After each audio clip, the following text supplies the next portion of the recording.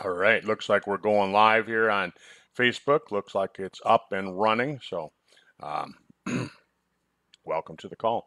My name is Dr. Kirk Fisnick, and you know, today I really want to talk about Sizzle safe products. I want to talk about personal care products for your home. What are you doing? Are you really using products that are safe? A lot of people, they think that the stores just aren't allowed to use dangerous products. But that's not entirely the truth. That's not entirely the truth. The um, the regulatory agencies that control that, they grandfathered in a lot of different ingredients that are dangerous. And I thought today would be a great day to go through that. When we look at the company that I work with, when we look at Sizzle, it really began around the whole idea of coming up with safe to use products. So let me um, let me share something here. Um,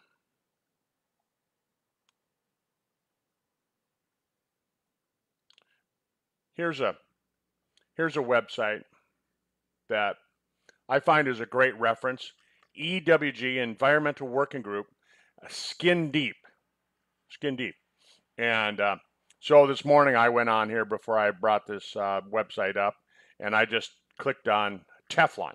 You know, a lot of people were very familiar with Teflon because it's in some of our frying pans. It's in some of our cookware. It prevents the eggs from sticking to the cookware. So that's probably where most people think about Teflon. But it's also used on your furniture. It makes it so it's stain resistant. You can wipe messes up really easy. It waterproofs your clothing and a lot of other industrial applications. Like when I look at the automobile industry, they're using Teflon for a lot of that.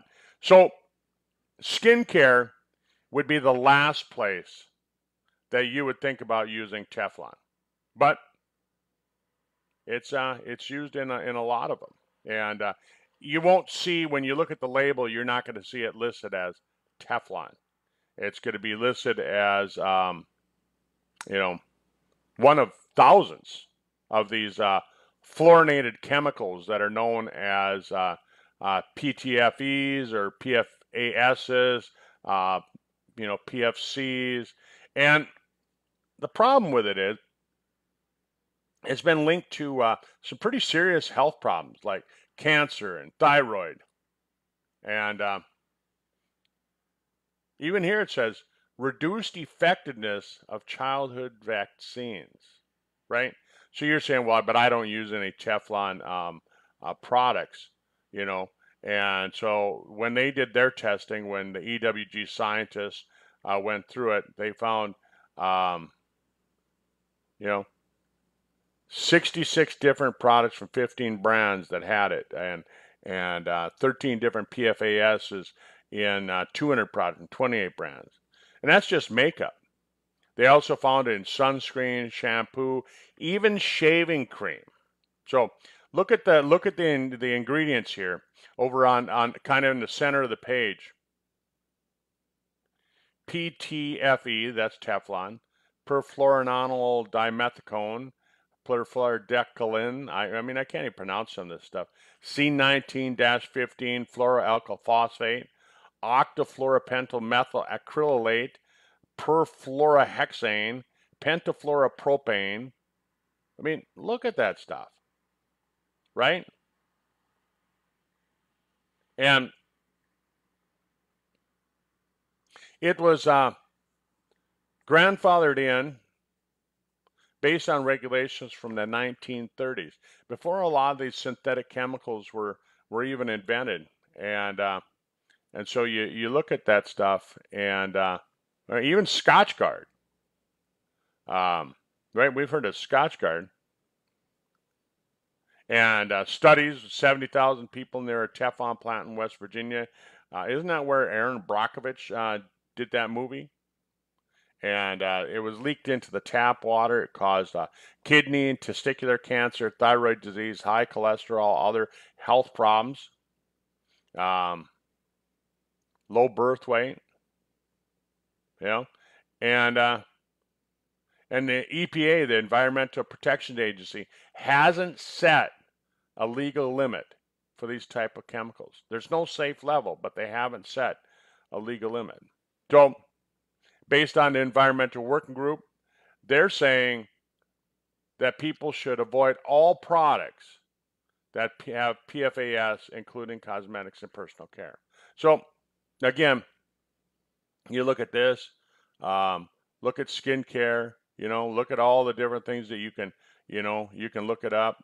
Right now it's summer, so let's look up sunscreen, right? Let's just click on that category, right? And I'm just going to show you here. So we'll pick one that is common that I've seen in the store. Here. I just want to pick one that you're familiar with, right? So yeah, I'm not seeing one here, but I just want to pick one that I'm not familiar with a lot of these sunscreens, but I mean that's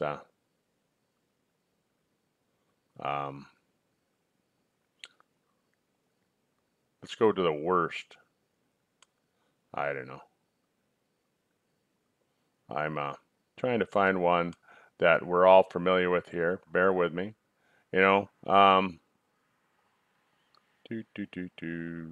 Yeah, I'm not seeing any. Again, you might have seen some of these products.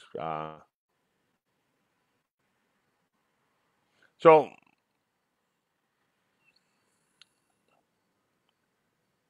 let's go to the end. Maybe I'm looking at the good ones, right?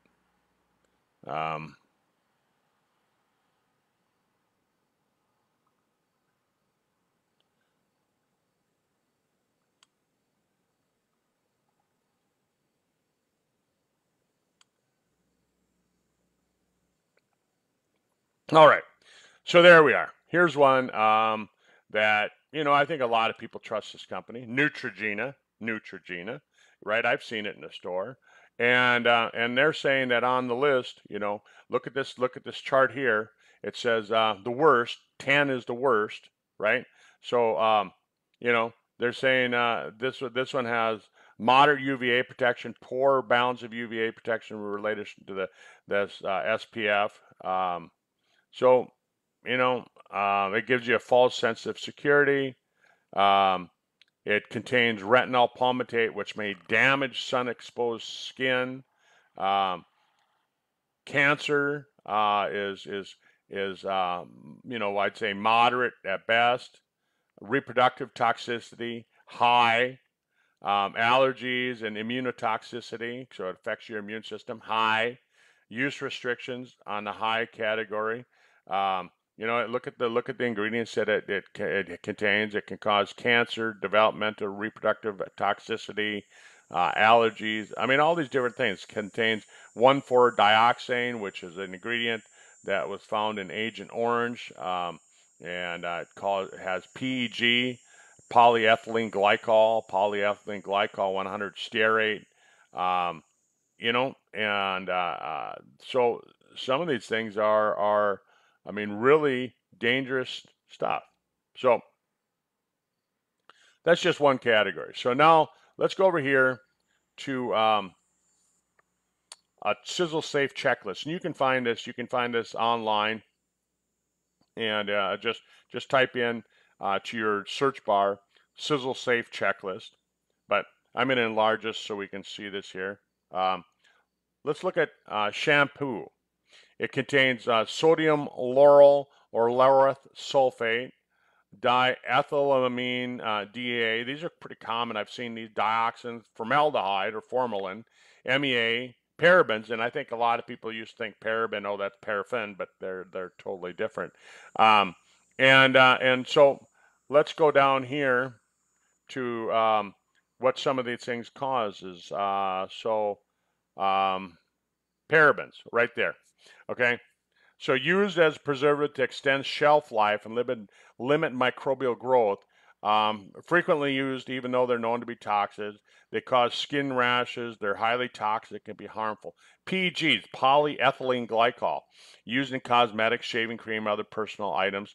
It's so toxic that industrial workers, when they're making this stuff, have to wear protective clothing, gloves, and goggles when they dispose of it. It's made from petroleum that penetrates the skin and weaken up the proteins and cellular structure, causing brain, liver, and kidney abnormalities, right? Propylene glycol, used in moisturizers, shaving cream, deodorants. It causes, dermatitis, kidney and skin or liver damage. Let's see. I'm looking for some of the things that we saw in this shampoo. Dioxins, known as endocrine disruptor and a carcinogen. I remember when my middle boy was very young, he used to have eczema, and the doctors had us use mineral oil, right? And 100% mineral oil as a baby oil, and it's a petroleum byproduct, and it leads to acne, premature aging of the skin, and it actually made his condition worse. It made his condition worse. What else was is found in shampoo? The formaldehydes. Let's look at that. Formaldehyde, suspected carcinogen. I mean, this is what they put in you when they embalm your body, right? So why in the world would you want to put it on your body when you're still alive?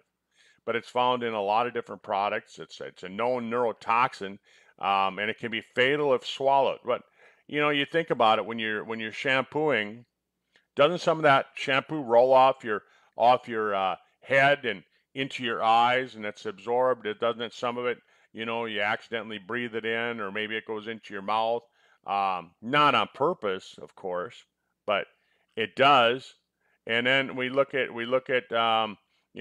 dioxins. We already talked about that.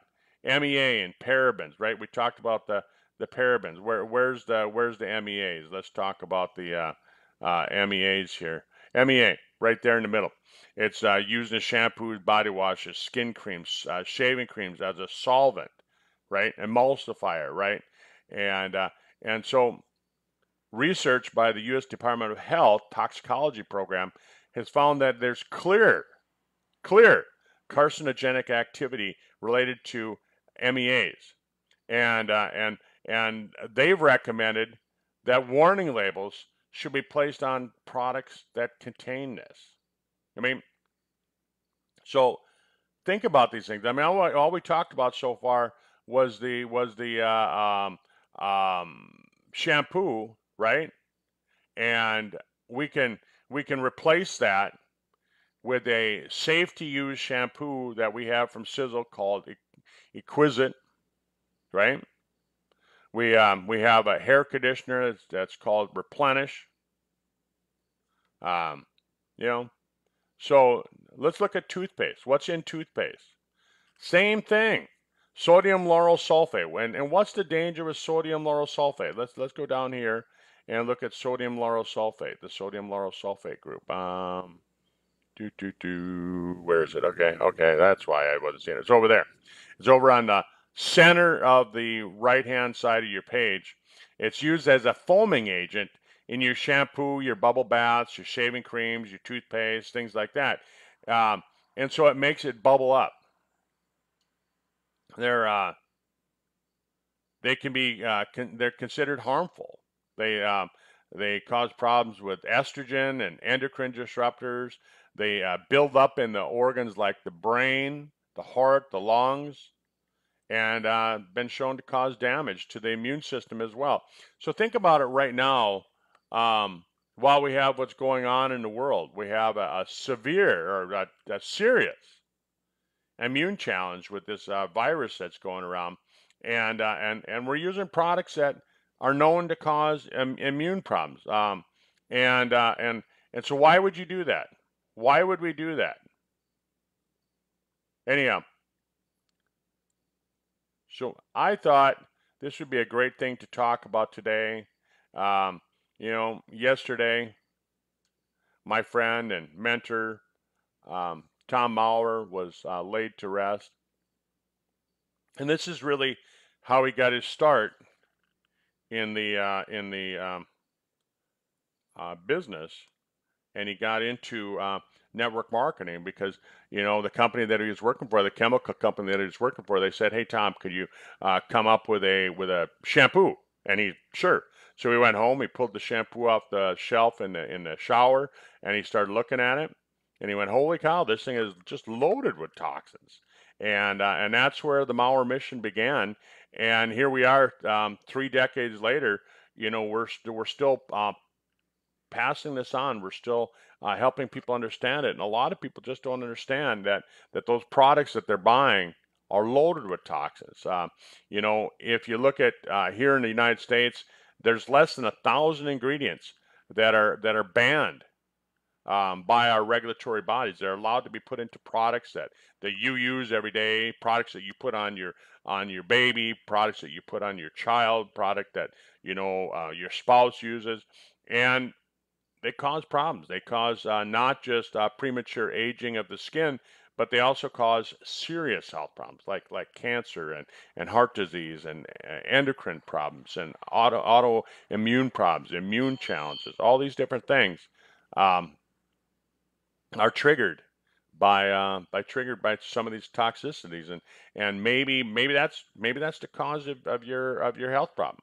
You know, and so when Tom saw these things, he decided, hey, I'm going to come up with a new category of products that are safe to use. And so he came out with personal care products like shampoo and toothpaste and conditioners, and then he started coming out with skincare products like wrinkle creams and all these different things. I mean, he even came out with a product that you put it on your head, it helps support healthy hair growth, and you know things like that.